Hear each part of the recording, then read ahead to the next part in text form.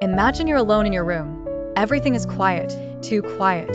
You hear something, a faint scratching noise, like nails on wood. You brush it off, but then the temperature drops, your breath fogs in the air, and that's when you hear it. Leave. What happens next will make you question everything you thought you knew about the world around you. Stay with me until the end, because once you know what's in this house, there's no turning back. It was a quiet night, like any other, when the events that would change everything began to unfold. You know that feeling when you're alone, the house is silent, and your mind plays tricks on you? That was how it started, just a flicker of something strange, an unsettling sensation in the air. I had always been skeptical of ghost stories. I thought they were nothing more than fabricated tales, meant to scare and entertain. But that night, everything changed. I was in my room, reading, the soft rustling of pages filling the air. The clock ticked loudly, marking the passage of time. And then, the silence grew heavier. It was like the air itself was pressing down on me, suffocating me. At first, I thought it was just my imagination, a trick of the mind, maybe. But then, the noise started. A soft scratching, almost like nails against wood, coming from the corner of the room. My heart skipped a beat. I turned towards the corner, where the shadows were deep and thick, but I saw nothing. The scratching stopped. I tried to ignore it, telling myself it was nothing. But then, the temperature in the room dropped. It wasn't just a slight chill, it was freezing. My breath fogged in the air, and I wrapped myself tighter in the blanket, trying to block out the growing unease. I glanced at the clock. 2:15 a.m. Suddenly, I heard a faint whisper. It was so soft, I thought I might have imagined it. But it came again, louder this time. "Leave," the voice said. My heart raced, and my body went cold. I stood up, my legs trembling.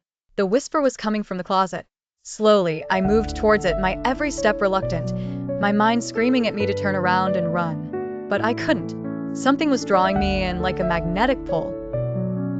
The closer I got to the closet, the stronger the feeling became. I reached for the door handle, hesitated for a moment, and then opened it. Empty. Nothing inside but clothes hanging quietly, the fabric swaying gently as if stirred by an unseen breeze.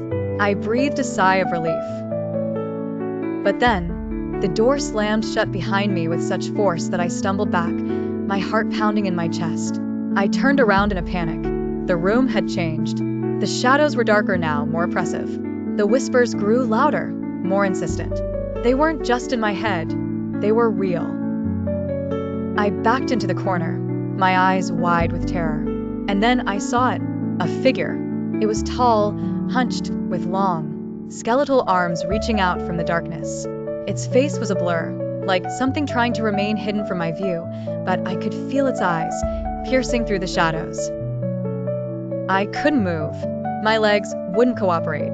I wanted to scream, but no sound came out. The figure took a step forward, its movement unnatural, jerky. It was getting closer, and I could feel its cold breath on my skin. My heart thudded in my chest, each beat louder than the last. "Leave." The whisper came again, but this time it was no longer a whisper. It was a command.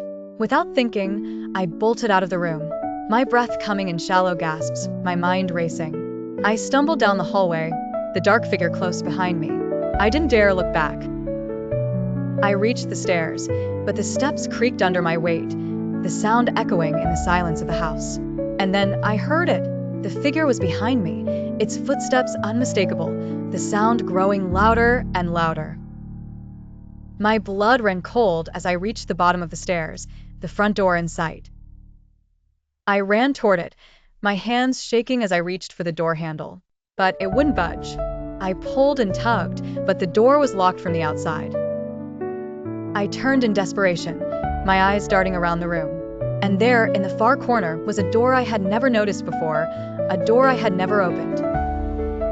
I rushed toward it, my mind racing. What was behind it? What would I find? The figure's footsteps were right behind me now, its presence overwhelming. I reached for the handle, and as soon as I opened the door, I was engulfed in complete darkness. No light, no sound. Just the thick, suffocating blackness that seemed to swallow me whole. And then I heard it again, the whisper. You should have left when you had the chance.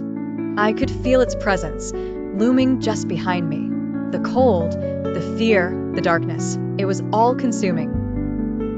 And I realized, too late, that this house had never been empty.